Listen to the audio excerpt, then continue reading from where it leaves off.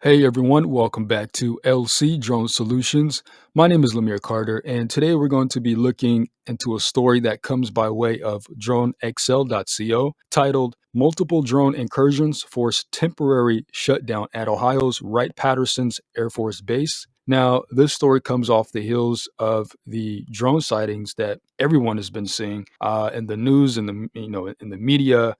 We have video clips of drone sightings all over the country, from SoCal to New Jersey, Pennsylvania, which of course raises more concerns about drone safety, security, and accountability. So, if you've been living under a rock, multiple drone incursions have recently been reported over the Wright-Patterson Air Force Base in Ohio, as well as around the country. For the sake of this story has to deal with the Air Force Base in Ohio. So, this isn't your run-of-the-mill drone hobbyist story. We're talking about military airspace breaches. Of course, that's a big deal. For context, Wright-Patterson is one of the most critical Air Force installations in the United States. So when drones start buzzing around where they shouldn't be, I think it's safe to say that raises a lot of red flags. Now, according to reports, unidentified drones have been spotted on multiple occasions flying over restricted zones. Imagine the tension for those working at the base, right? No one knows if these drones are piloted by hobbyists, curious onlookers, or even something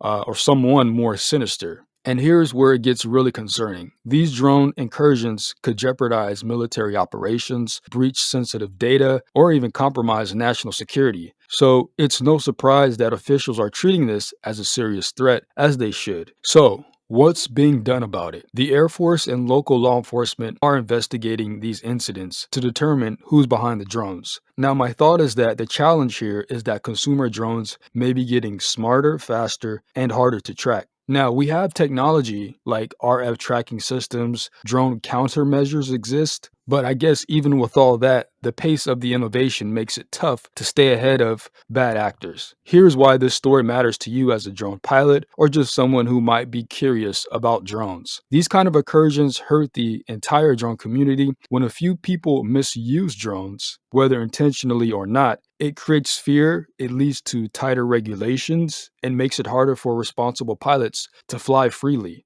And this is why remote ID and clear drone regulations are so important. As pilots, we all have a role to play in keeping our skies safe. So, what do you think about this story? Are drone incursions over military bases something that we should worry about, or is it an isolated issue? Drop your thoughts in the comments below.